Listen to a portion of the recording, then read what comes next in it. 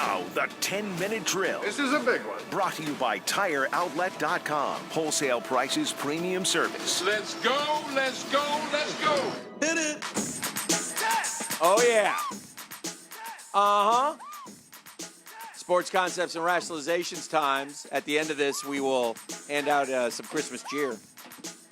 We call it the 10 We minute will. drill. Yeah, you bet. Givers. That's what we do here around Christmas time. So without further ado, let's get this party started. We call it the 10-minute drill as we attack the top headlines and highlights from around the sports world. I wanted to start at local. Jalen Ramsey has, I think, stepped out of line, a few times this year, and some of the words he said, I don't think it's been the time or the place. And that goes back to the preseason diatribes about every quarterback in the league. But when asked yesterday, he's dead on. I mean, he's absolutely 100% correct. If the Jags are serious about wanting Jalen Ramsey around for another 5, 6, 7 years, and they obviously should be, then now is the time.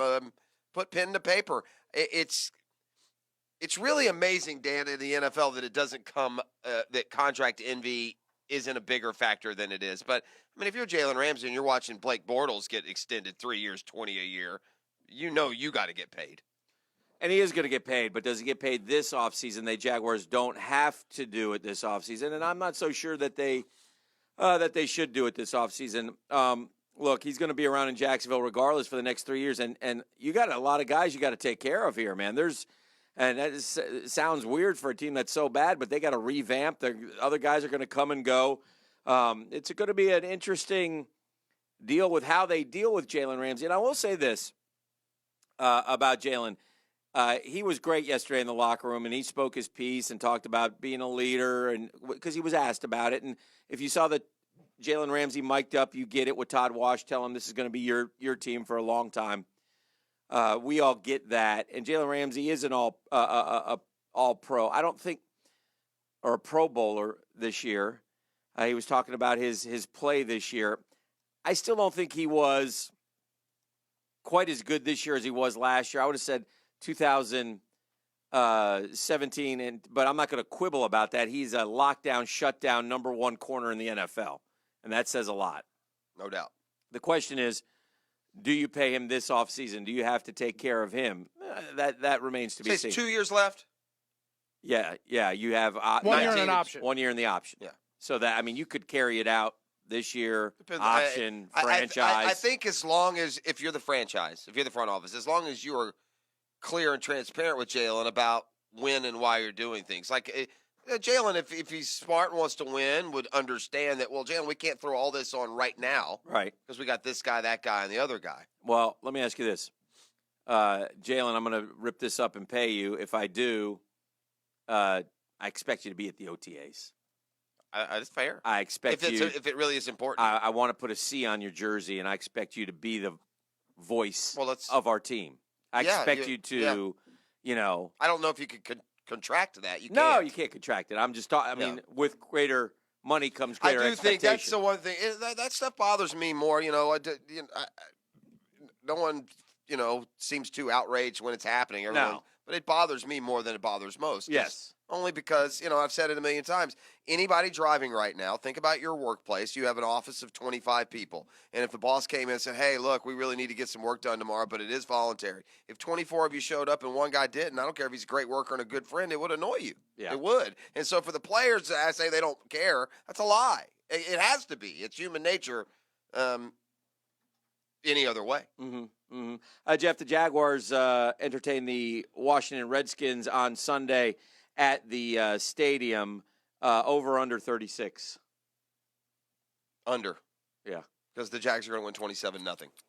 Oh, okay. I think Leonard Fournette's going to go for 150 yards. I don't think Washington is going to score a point. And a miserable season that didn't have a lot of happiness gives us at least one home farewell. Wow. How about that, ladies and gentlemen? That's what I think. In a nutshell. I will put my money where my 5-pack mouth is here in about 10 minutes when we get into that. Dan, I'll ask a question that I asked the audience when I signed on this morning at 6 o'clock. Good to see you. Mm-hmm. I don't do 6 a.m. Okay. It's not becoming of me. I'm not sure with Me neither. I'm not sure with 2 weeks left in the season that who will be in the Super Bowl has ever been as unsure. Yes. I mean that. I find myself thinking at the end of the day, oh, here comes Brady and Belichick. I mean, I don't trust the Chiefs. The Chargers have to win 3 straight in the road. I don't believe that. The Steelers are terrible. No one thinks Houston's going to the Super Bowl. I mean, what do you do there? And over in the NFC, at the end of the day, the unbeatables have all been beaten multiple times in the last 6 weeks. The Rams, Saints, Chiefs have all shown their vulnerability. So as we sit here now, really close to the playoffs beginning, who would be your best bet to meet in the Super Bowl? Best bet? Yeah, who would you say take, right now? And by that, I mean if you miss it, you lose everything that you have, your family, your house, everything. Oh, heavens. This is the guy who took the Rams and the Jags at season's beginning. So chew on that and take it with a grain of salt. But right now, here in December, I'd probably take the Saints and Tommy. Yeah. That's probably who I would take. And you can That'd be a good matchup. Yeah, I don't have any. If I take those two, I'm guessing that one of them ain't going to make it. Did Phillip Rivers, does he deserve a little MVP talk? That's a couple of big comeback wins in the last month on the road against the Steelers and Chiefs. He's by the way, I think it's his 11th now comeback of 14 or more points, tied for most all time. I think if Phillip Rivers can navigate his team to a Super Bowl, I think Phillip Rivers can really get into the Hall of Fame conversation. I think he needs to get to one because his two peers are both, they've won 5 between Roethlisberger and Manning. 4. Roethlisberger's. So you got 3? Pittsburgh Ben and has they 2, beat right? Seattle and Arizona. Oh, they lost to Green Bay. Yeah. 4 between the two. Yeah. See, that would be under the category of what do you call it? With Stephen A. That wasn't like a fact. Brain error. lock. Yeah, brain lock. It's not near as bad. They've been No. to I'm 5. also looking at the San Diego Chargers on offense, and I'm thinking about Hunter Henry and the way that he's played this year and as effective as he's been. He's going up against Derek Johnson.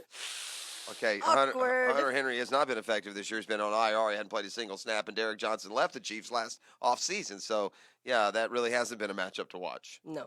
By the way, either of you, any concern about Josh Lambo being limited at practice yesterday with a right groin injury? Well, they'll know more, today, and you're not concerned. Either you can or you can't, and if you can't, then you just bring in a guy off the street and tell him to go kick. I mean, but here's the thing, and this is an interesting a fact. Josh Lambo's not missed a field goal at home since he's been a Jaguar. It's pretty good. Yeah, more than pretty good. 27 in a row. Hey, Jeff, very quietly, because the NBA doesn't start until Christmas, the Rockets beat the Lakers last night, and Harden went for 50. A 50-point triple-double. That doesn't happen much. It's his 4th one. Why do I have this feeling that the Lakers are much improved? I think the Lakers are going to win 50 games. I think the Lakers are going to go to the playoffs. But the real challenge is not this year. Nothing's expected of them. Everything that happens this year is like gravy. But why do I have this feeling that going into year 17, they may be a team that looks very similar to the team that they have this year? In other words, why do I have this gut feeling that no one's going to come play with LeBron? It's not just that. It's just that, they're not going to go there. I don't think it's all because of LeBron and what KD said, but it just doesn't work out. Well, because when you think it does work out, it doesn't. Well, there seem to be options for talent to join him this year, right? Paul George and Kawhi Leonard, they both took a pass, right? I mean, the Lakers could have traded for Kawhi, and I think that would have been. I mean, but one thing is sure. I think that's going to end up being a mistake. No one beat down a door to come play with LeBron in Cleveland when he went back. Yeah. In fact, the only door beating came from Kyrie trying to get out. There is something to, I don't know if KD went too far when he said toxic, but there is something to playing in LeBron's shadow. Guys aren't lining up to do that. So, but you know what? I'm not sure that would kill the Lakers' chances. I think with LeBron, these young players are a lot better than they were without him. And, the Kuzmas and the Ingrams and the Harts and the Lonzo Balls and they've got. And then we're getting ready for a juggernaut with McGee and yes, we are. And Tyson Chandler now in the post. I think the Lakers could go to the Western Conference Finals this year. But that's because Golden State and Houston, maybe 2 of the best teams in the league, aren't playing like it. There's real surprises the Rockets, who finally last night, maybe for the first time this year, look like the team that had the most wins in the league last year. And you have to know the Rockets sitting here at 13 and 14 are going to go on a nice run where they win like 34 out of 40. That's coming too. I think I took that out of Okay. out of what happened last night as well. So, the Hot Stove League has flared up and now has shut back down. And I guess we're just going to have to wait on Machado and Harper before, the floodgates open. Yeah, no, there's no bigger dud than the winter meetings. What a disappointment it's been. And, there was a flurry of activity, but the activity included like Lance Lynn and Familia and Santana and all kinds of, okay, interesting, but not, juicy news that we want to sink our teeth into. It was, I'll stand by what I think, and that's that we ought to have a rule in place that during the winter league meetings are the last week where you can be, roster movement or trade deadline or something to force these teams to make decisions. I don't know it's not that hard. I don't know what they're waiting for. How come NBA free agency seems to have it right? It starts on the 4th of July, and by the 8th of July, it's over. And everybody talks about it, and they're done. So this has been like a couple years now where it seems like we play Russian roulette like all the way down to like spring training. Remember last year we had a spring training home for those who didn't sign, who were you were shocked that they didn't sign. Yeah. So J.D. Martinez might have been the MVP and didn't sign until right before spring training. That's a good point. That's a very good point. So, you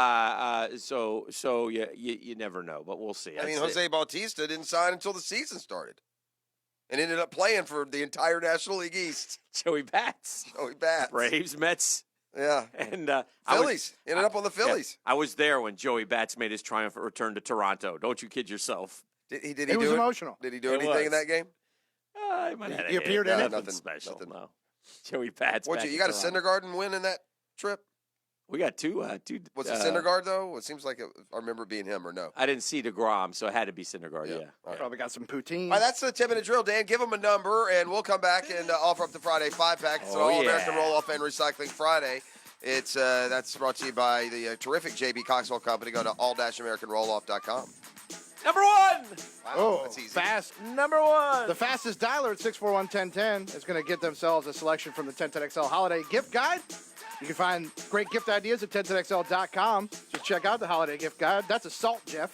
Call number one is going to get $60 to spend at Massage Envy on a Massage Envy gift card, plus a $25 gift certificate to the Congaree and Penn Farm Shop, the official farm of the Jacksonville Jaguars.